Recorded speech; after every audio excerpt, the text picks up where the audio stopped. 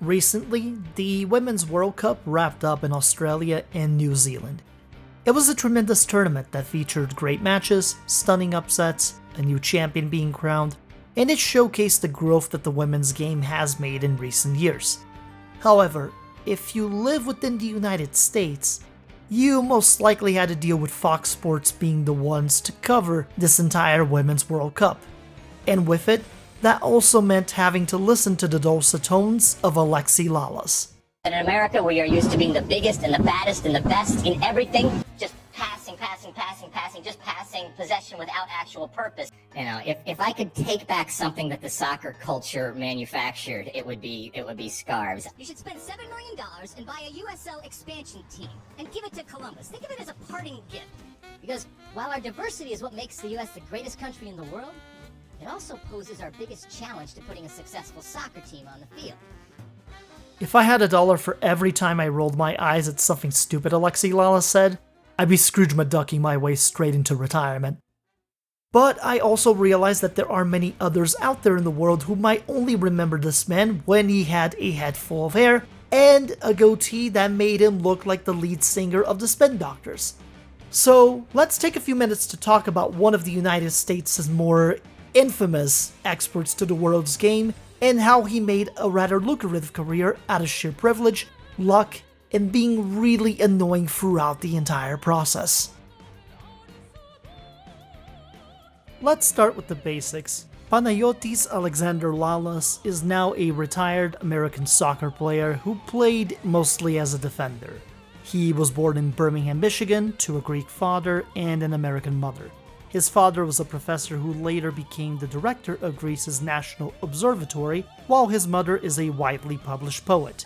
During his childhood, he didn't pick up football until age 11, but once he did, he had every opportunity to make good on it while attending the Cranbrook Kingswood school system in Bloomfield Hills, Michigan, one of the largest private schools in the state.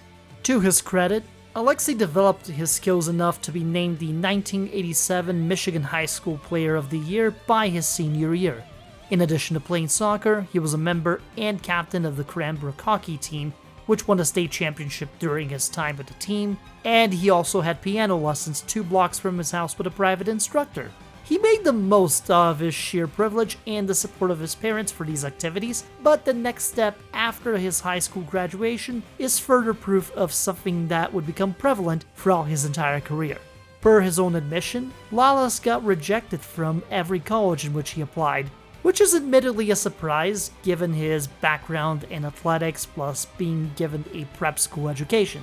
Thankfully for Alexi, his own father decided to take pity on him by calling up then Rutgers University head coach Bob Riso and pleading his son's case to be able to play the sport he loves at the collegiate level.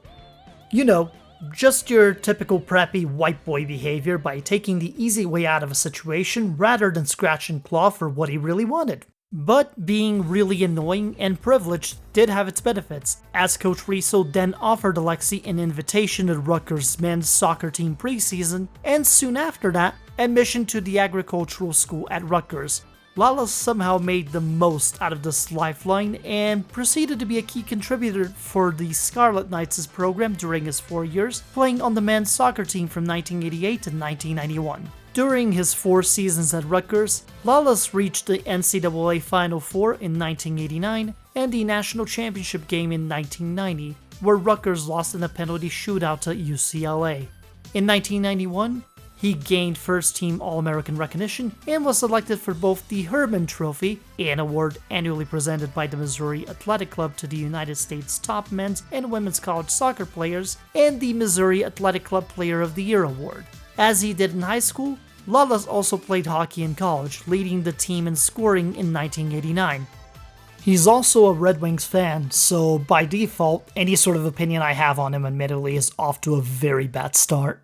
Putting my Avalanche bias on the side and getting back on topic, Lalas did leave Rutgers in 1991 before finishing his degree in order to focus on the opportunity to make the United States 1992 Olympic men's team. He did compete with the US team in their gold medal winning Pan American Games in 1991 and did manage to make an appearance for the US MNT in the 1992 Olympics against Poland, playing 45 minutes in a 2-2 draw. His play during his appearances with the US MNT were getting a few eyeballs on him, but the state of the game as it was in the United States at the time, he did not have many options to continue playing after the Olympics ended. He did, however, know former Arsenal great Bob McNabb, and through that connection, he found himself on the end of yet another big favor as McNabb set him up with a trial with the Gunners in the winter of 1992.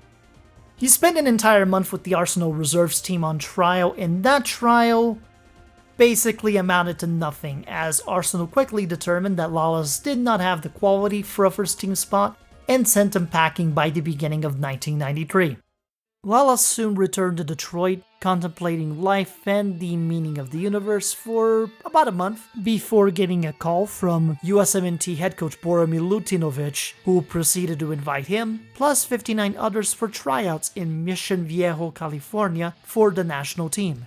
You see, given the United States' bare-bones reputation for football and the fact they'd landed the world's biggest tournament in 1994, they were going to need players to actually represent the nation on a professional level. Lalas wasn't exactly the definition of a prodigy, and yet he managed to survive cut after cut during trials to where he made it onto the residency program for the US MNT, which essentially classified them as a professional club that could play against teams from all over the world and got them paid. Alexi considered his physical play and ability to win headers in the box to be the strongest assets of his game, and those aspects were enough to impress the US MNT coaching staff to name him a starter by early 1994. But when asked as to why Lalas made the roster cuts that would eventually make up the 1994 US World Cup team, Milutinovic stated that it was due to his personality, joking outright that he didn't like anything specific about his game. So this man basically made a World Cup roster on being tall and cosplaying the soccer equivalent of Marty McSorley when not having anywhere near the same kind of killer instinct or talent for that matter. It's good work if you can get it, especially when he completely changed his entire look to make himself appear like a man who runs on vibes and rock and roll, all in order to disguise the fact that he's a spoiled brat from a private school in Michigan who'd gotten every break he could be afforded to get to this stage. Sorry, what? Lalas would end up being one of 5 players to play every minute of every game during the 94 World Cup for the USA, but his lack of speed and being out of position more often than not was showcased fully during the Cup, and it reflected in their overall results. The USMNT went 1-1-1 with a goal differential of 0 and only made it to the second round of the tournament by being the third best of the third place teams in the group stages. Those results got him a round of 16 draw against Brazil that saw Alexi Lalas get the soccer equivalent treatment of being put on the poster by Romário and Bebeto, as the eventual World Cup winners dispatched of their esteemed hosts while being a man down after Leonardo was sent off with a red card earlier in the game by hitting Tab Ramos with a back elbow that belonged in the UFC. Did I mention this game also happened on the USA's Independence Day at that? Party's over, Grandpa.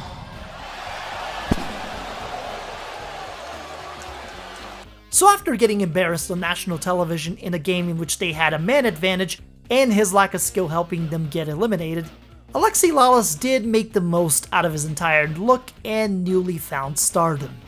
Basically, he spent the money he earned on musical instruments, cherry slurpees, and feeding himself while beginning to produce his own music that he would eventually pay to record and release independently. No, I'm definitely not subjecting anyone watching to his music, mainly because the last thing I need is to get copyright claimed by the man himself if he ever finds this video. Which, given his track record to vanity search himself, well... FBI, open up!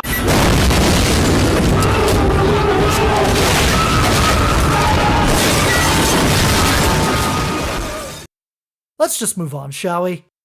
So, the 1994 World Cup did eventually afford Alexi Lalas an opportunity to actually play the game of football as a professional outside of the US MNT bubble, as Italian club Calcio Padova, located to the west of Venice, decided to take a gamble on the tall American and brought him on board after earning promotion to Serie A in dramatic fashion during the 1993-94 season.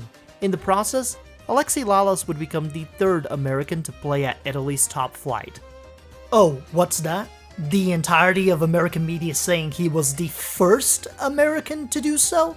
Well, I'm pretty sure Alfonso Nego and Armando Frigo's stints with Fiorentina in the 1940s beat him to the punch by a good 50 plus years. It's annoying to even have to correct that record, but it is quite on brand for Alexi Lalas to take such a bold claim and ride its coattails for as long as he can, because by doing so, he can talk up the fact that he broke ground playing with Padova and even scoring 3 goals off of set pieces during his years there. Although it should be added, he also contributed to 2 own goals during his initial Serie A season.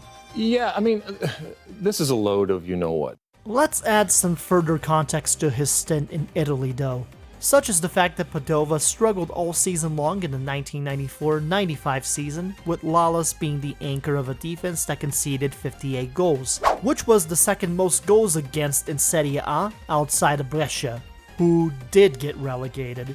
Padova had to win a relegation playoff game against Genoa on penalty kicks to stay up in Serie A, and the moment that game wrapped up, well, it was quite curious that Alexi Lalas jumped at the chance to get on a plane to play for the US MNT immediately after that game, and eventually cut his ties with the club to go back to America the moment that the chance presented itself.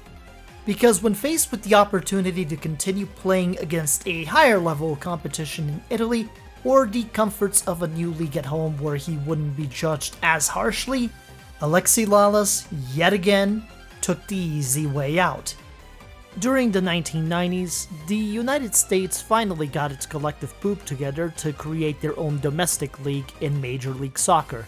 In fact, it was part of their promises to FIFA in order to gain the 1994 World Cup bid.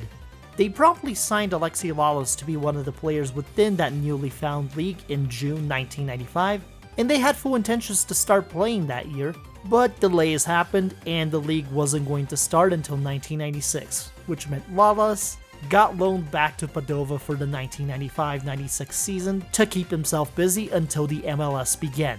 Padova proceeded to get relegated that season, conceding 79 goals in the process, and Alexi Lalas was there for 11 games of it. 1 win, 2 draws, and 8 losses with 20 goals against, before finally being allowed to come back home so he could be allocated by MLS to the New England Revolution.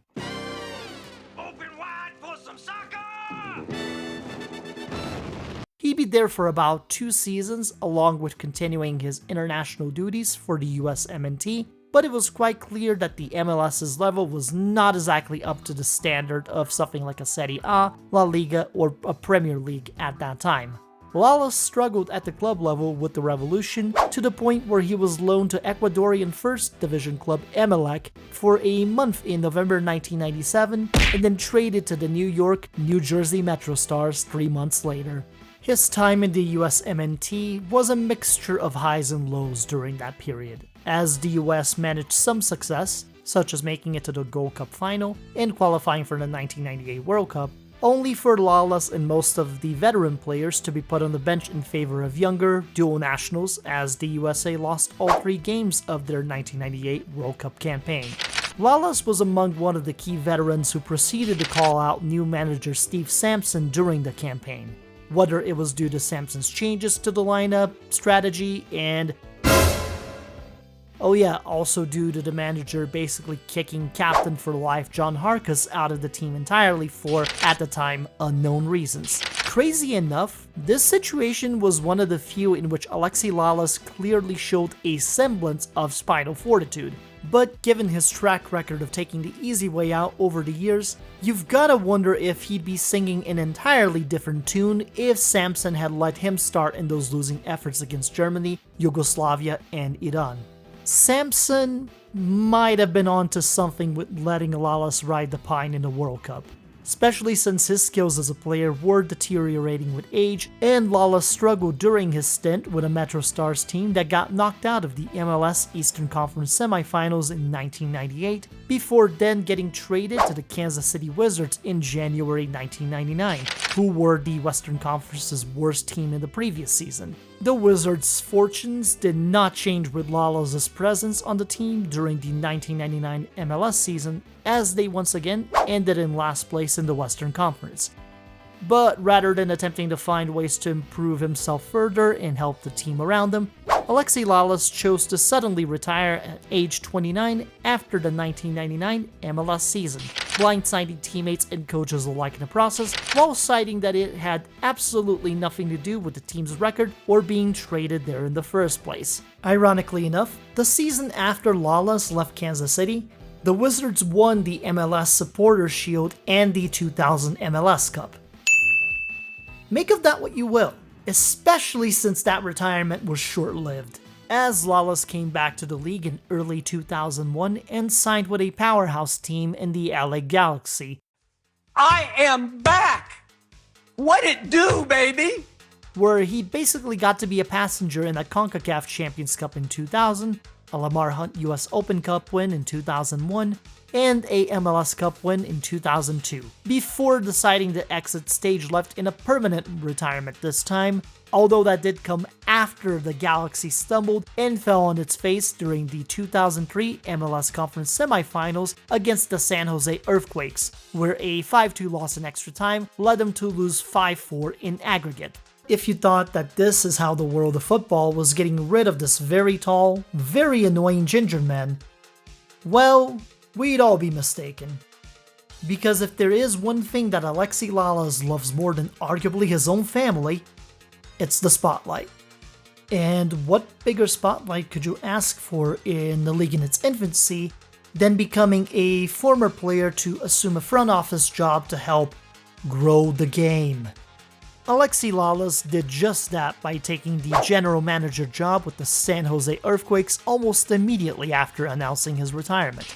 It was a move that made headlines and that the MLS brass soaked it all up entirely and gassed him up accordingly for taking this big step in his career. Many unbearable hours later. It should be quickly noted that the job became available only because former Earthquakes general manager Johnny Moore, whose roots with the club dated back to his days as a player for the NASL Earthquakes, resigned after the club's ownership group AEG and MLS considered allowing the team to be rebranded as San Jose America, with ownership to transfer to the owners of Mexico's Club America. Much like his playing career, Alexi Lalas' tenure as a general manager in the MLS from 2004 to 2008 would be chronicled by painfully underperforming everywhere he went. In his first executive job with the Earthquakes, Lalas' biggest accomplishments were managing to help move the team to Houston along with his bosses at AEG and trading away the Quakes' rights to Landon Donovan to the LA Galaxy. It was not an auspicious start, as he helped antagonize and anger an entire fan base that fell short of the marker in the MLS playoffs during his stint as a GM. He took the easy way out along with his bosses in mid-2005, as Lalas proceeded to move back to the vicinity where he played college ball to become the president and GM for the Metro Stars. During his stint in New York, New Jersey, he oversaw the club's transformation from the Metro Stars into the Red Bulls. In case anyone's counting, he was now 2 for 2 on robbing his team's fans of their club's identity. But I believe that this is an incredible moment for our organization, and one that will ultimately help us become America's super club. As you guessed by now, he yet again had fallen short of the marker where it mattered most, as the Metro Stars barely made the playoffs before their rebranding, and they got rocked accordingly by the New England Revolution. After a 0-3 start to their new life in 2005 as Red Bull New York, Lalas resigns from his position with the Red Bulls and proceeds to take over the president and GM position with the LA Galaxy, a position that opened up due to the unfortunate passing of former GM Doug Hamilton, who'd won the Major League Soccer Executive of the Year award 3 straight times from 2003 to 2005. So of course, the Galaxy would never qualify for the playoffs during Lalas' GM stint, but he did manage to achieve the rebranding trifecta when he traded the Galaxy's signature green and gold colors for this blue and yellow thing here. Oh, he also fired then Galaxy coach Steve Sampson months into his tenure as a general manager, which totally shows that he is a very mature man who doesn't hold any grudges or anything at all from riding the bench during the 1998 World Cup. Surprise, bitch. I bet you thought you'd seen the last of me. I feel like I'm forgetting something.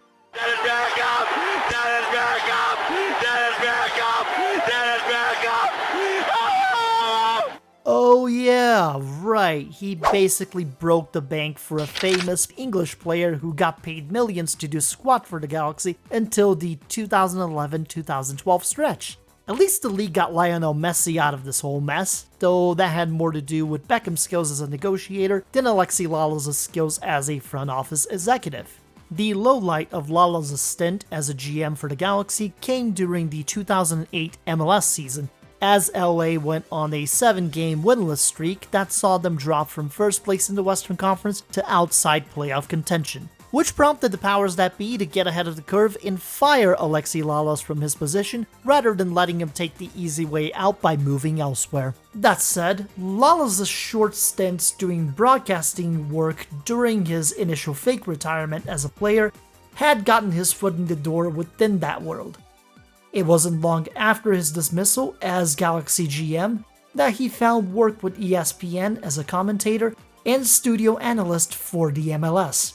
It also meant that Alexi Lalas had a microphone on him every week to spew his diatribe for the next few years in just about every aspect of the game, whether it was the MLS, World Cups, USMNT games, you name it, and it's likely that Alexi Lalas would be there, to the detriment of us all.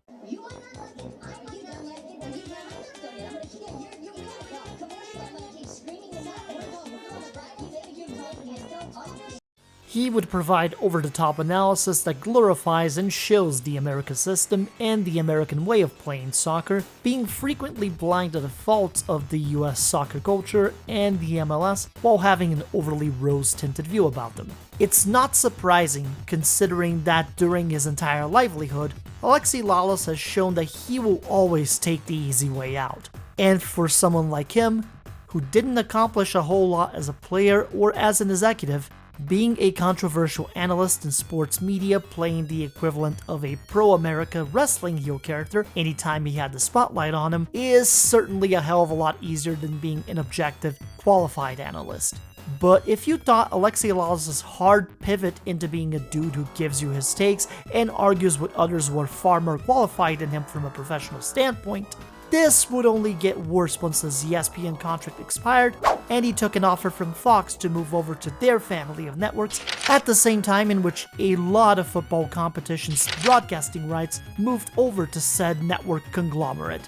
You know, Fox, the set of networks owned by Rupert Murdoch, who is a proud right-wing fascist scumbag and Australia's worst export to the world that isn't Vegemite.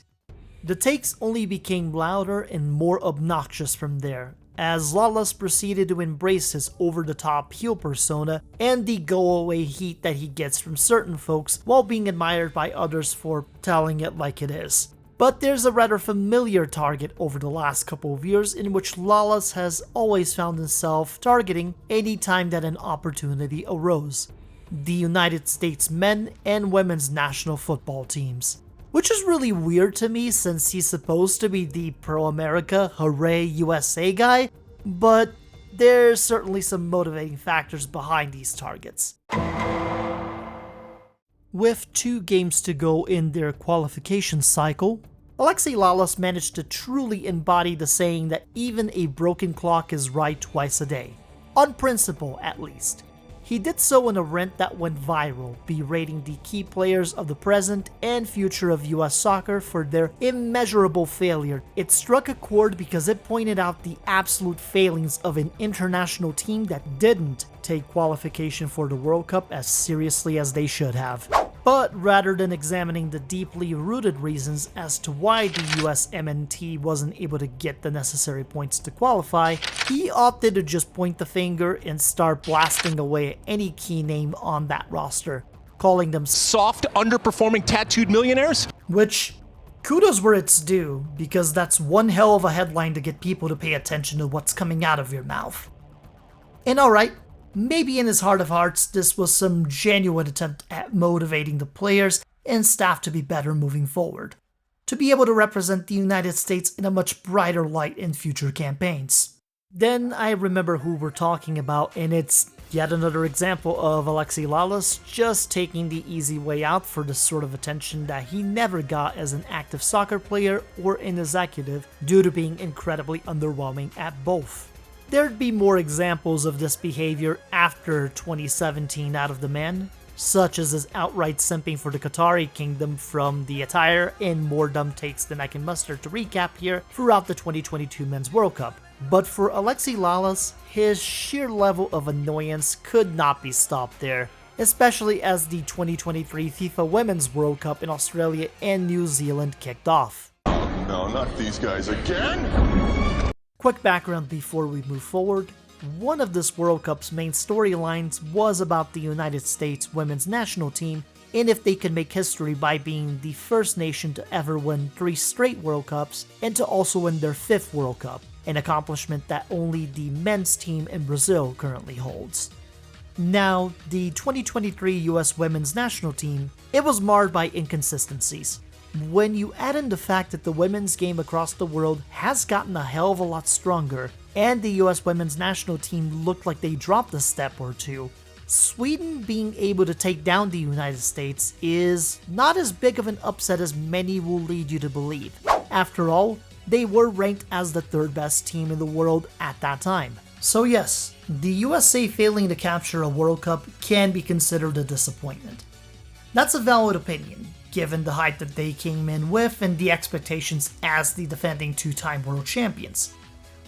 But boy did Alexi Lalas pounce on that women's roster and their performances from the start of this World Cup as if they were a cherry slurpee machine at a 7-Eleven. Why are you the way that you are? From spouting nonsense like Kristo Dunn doesn't look like she's played soccer before, when Dunn has more talent in her pinky finger than he has in his entire body, was only the beginning for our very loud, very annoying Ginger during this World Cup cycle. Alexi Lalas proceeded to triple down with his usual bag of tricks and delivered his most annoying take to date, with a viral tweet stating that the US women's national team is polarizing due to their politics, causes, stances, and behavior, making them unlikable to a portion of America. Yes, the United States women's national team is considered to be unlikable, but that's mainly to a certain audience that the network that Alexi works for appeals to on a daily basis. An audience that has a tendency to hate just about anything that isn't white, male, and privileged. People who look exactly like Alexi Lalas. See, a whole lot of these ghouls who decided to pop off happily online about how great it was to see the US women's national team lose, or how they were rooting against their own country's team, were people who weren't even awake to watch these women play their games in the first place. They're just folks who got really mad about the fact that certain players were not, what's the term here? Oh, yeah, representing America the right way, aka the shut up and dribble approach. Because trivializing women's sports and people whose political beliefs and sexuality don't align with your audience is the easiest layup for an annoying grifter looking to get the attention he felt he should have gotten during his playing days. Much like the network that butters his bread, Lalas is trying to convince those within and outside of that bubble that he actually made some sort of valid statement about why the women's team really fell short of the marker with that tweet, and then proceeds to act like he's not been getting owned on the internet time and time again when people popped off at him on Twitter, or like when CNN made a graphic showing Megan Rapinoe's career against his in the World Cup stage. Now, in Alexi's defense, I do think that graphic was unfair, on the sole basis that Rapinoe plays a different position than Alexi did during his playing days.